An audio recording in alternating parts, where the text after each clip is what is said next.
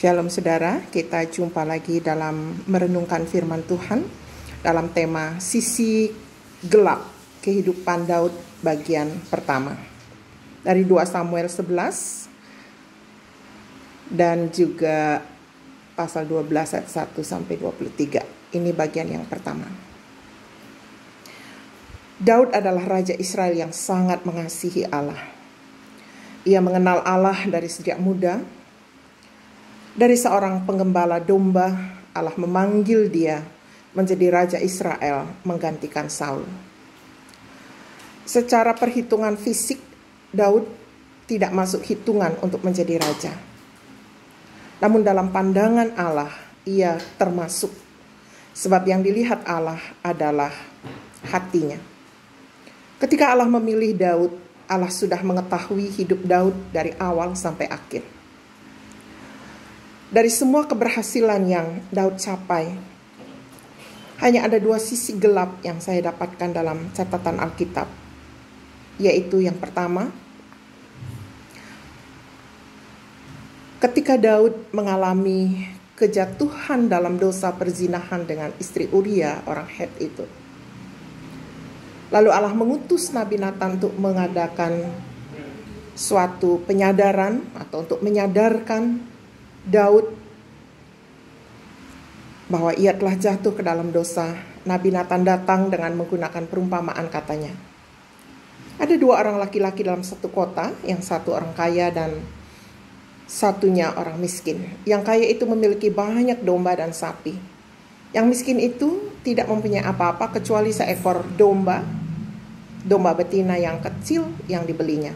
Domba itu dipeliharanya sampai besar bersama anak-anaknya. Domba itu diberi makan oleh pemiliknya, minum dari gelasnya, tidur dalam pangkuannya. Hewan itu seperti anaknya sendiri. Pada suatu hari seorang tamu mengunjungi lelaki yang kaya itu. Orang kaya itu merasa sayang untuk mengambil seekor dari domba atau sapinya untuk dipotong dan dimasak bagi tamu yang sedang mengunjunginya. Lalu diambilnyalah domba milik si miskin itu, disembelihnya dan dimasak untuk disajikan kepada tamunya. Mendengar kisah ini, Daud marah terhadap si kaya serta berkata kepada Natan, "Demi Tuhan yang hidup, orang yang melakukan hal ini patut dihukum mati dan ia harus membayar ganti rugi sebanyak 4 kali harga domba itu karena telah berbuat demikian dan tidak mengenal belas kasihan." Jawab Natan, "Engkaulah orang kaya itu. Allah telah memilih engkau menjadi raja atas umat Israel dan telah membebaskan engkau dari tangan Saul. Seluruh keluarga dan istri-istrinya telah diserahkan kepadamu. Orang Israel dan orang Yehuda pun telah diberikan kepadamu dan sekiranya semuanya itu belum cukup, akan ia berikan lebih banyak lagi. Jika demikian halnya, mengapa engkau melanggar perintahnya? Mengapa engkau melakukan dosa di hadapannya? Membiarkan Uria, orang Het itu dibunuh dengan pedang dan engkau mengambil istrinya menjadi milikmu. Oleh karena itu pedang akan tetap berada dalam keluargamu. Dengan mengambil istri Uria orang Het itu, engkau telah menghina Tuhan." Beginilah firman Tuhan. Yang pertama, malapetaka akan kudatangkan atas dirimu yang berasal dari keluargamu sendiri. Dari hadapan matamu aku mengambil para istrimu dan menyerahkannya kepada salah seorang yang dekat dengan engkau. Dan dialah juga yang mengadakan hubungan suami istri dengan para istrimu di siang hari. Yang kedua, engkau meniduri Batseba secara rahasia, tapi aku menghukummu secara terbuka di hadapan umat Israel. Saudaraku, puji Tuhan. Daud tidak berdalih panjang lagi. Dia langsung mengakui kesalahannya. "Aku sudah berdosa kepada Tuhan." Lalu Natan berkata, "Tuhan telah mengampuni dosamu, engkau tidak akan mati. Tetapi dengan perbuatanmu itu, engkau sesungguhnya telah menghina Tuhan di hadapan musuhnya. Jadi anakmu yang dilahirkan itu akan mati. Setelah Nathan pulang, Tuhan membuat anak yang dilahirkan Batseba sebagai hasil perzinahannya dengan Daud sakit parah. Daud berpuasa memohon kepada Allah untuk menolong anaknya. Ia berbaring sepanjang malam di lantai selama anak itu masih hidup. Kemudian anak itu meninggal pada hari yang ke-7. Ketika Daud tahu bahwa anaknya telah tiada, ia pun bangun dari lantai, membersihkan diri dan berganti pakaian. Dia memasuki rumah Tuhan untuk menyembahnya. Sesudah itu ia pulang dan meminta makan. Para pelayan menyajikan makanan dan menanyakan kepada Daud, "Mengapakah engkau lakukan semua itu? Ketika anakmu masih hidup engkau tidak mau makan.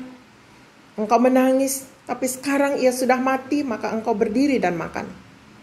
Daud menjawab, "Sewaktu anakku hidup, aku berpuasa dan menangis. Aku berpikir siapa tahu Tuhan mengasihani aku dan membiarkan anak itu hidup. Namun sekarang ia sudah mati. Mengapakah aku harus berpuasa? Dapatkah aku membuat dia hidup kembali? Tentu tidak. Aku akan pergi kepadanya suatu saat, tetapi ia tidak bisa kembali kepadaku." Tuhan tetap mengampuni Daud, namun anak hasil perzinahannya itu harus mati. Daud menyerahkan dirinya pada kedaulatan Allah yang penuh kasih dan tidak pernah menggerutu atas tindakan Allah, sebab ia tahu Allah itu penuh kasih, penuh kebenaran dan keadilan. Pelajaran penting apakah yang dapat kita petik dari kisah sejati ini? Jangan pernah mengeraskan hati untuk mengakui pelanggaran kita kepada Tuhan. Karena sesungguhnya sesuai dengan Kolose 2 ayat 13-14. Kamu juga meskipun dahulu mati oleh pelanggaranmu dan oleh karena tidak disunat secara lahiriah, telah dihidupkan Allah bersama-sama dengan Dia sesudah Ia mengampuni segala pelanggaran kita dengan menghapuskan surat hutang yang oleh ketentuan-ketentuan hukum mendakwa dan mengancam kita, dan itu ditiadakannya dengan memakukannya pada kayu salib.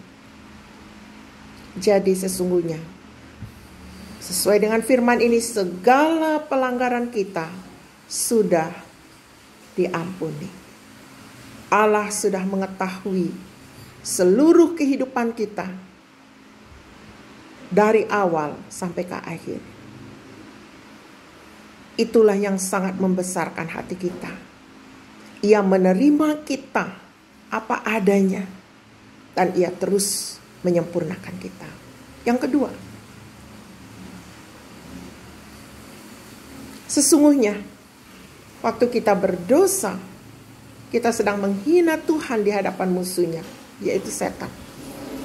Itu sebabnya kita patut segera menyadari hal itu dan mengakui segala kegagalan kita. Itu akan membuat setan tidak mendapat keuntungan atas hidup kita. Lebih lanjut lagi, kita memutus mata rantai perusakan setan dalam hidup kita. Alkitab telah meninggalkan catatan yang dapat kita ikuti apabila kita mengalami kegagalan dalam perjalanan iman kita. Akuilah, pengampunan telah tersedia. Amin.